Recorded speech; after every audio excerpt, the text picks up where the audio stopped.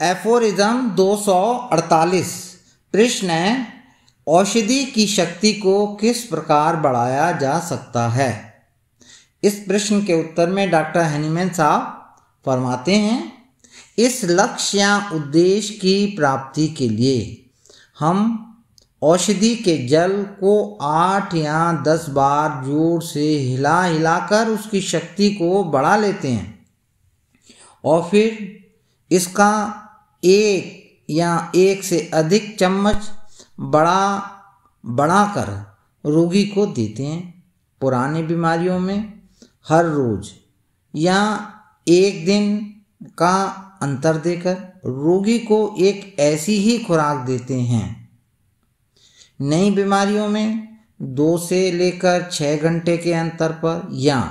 बहुत अधिक आवश्यकता प्रतीत होने पर हर घंटे या उससे भी कम समय में ये खुराक देते हैं।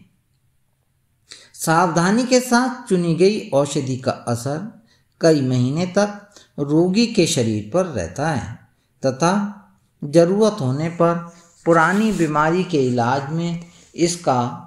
प्रयोग लगातार कई महीने तक हो सकता है तथा इससे रोगी को लाभ भी होता है। यदि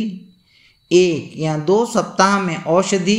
जल खत्म हो जाता है और दवा के लक्षण रोगी में फिर भी दिखाई पड़ते हैं तो उसी दवा की उच्च शक्ति की 1 या 2 गोलियां जल में घोलकर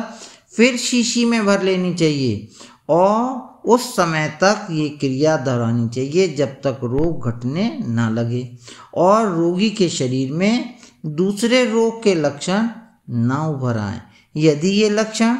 पिछले लक्षणों से बिल्कुल भिन्न या अलग दिखाई पड़े और रोगी के शरीर में बच रहे लक्षण बदले हुए रोग का लक्षण ग्रहण कर ले तो नए लक्षणों को ध्यान में रखकर पुनः नई दवा का चुनाव करना चाहिए। लेकिन ऐसा करते हुए इस बात का ध्यान रखना चाहिए कि हर मात्रा के बाद शीशी को हिलाकर उसकी शक्ति बढ़ा ली जाए। इस प्रकार सदस्य विधान के अनुसार चुनी गई दवा की मात्रा को रोज दोहराने पर पुरानी बीमारी के अंत में यदि रोग के लक्षण कुछ बढ़े हुए प्रतीत हों, यद्यपि इस समय तक तो दवा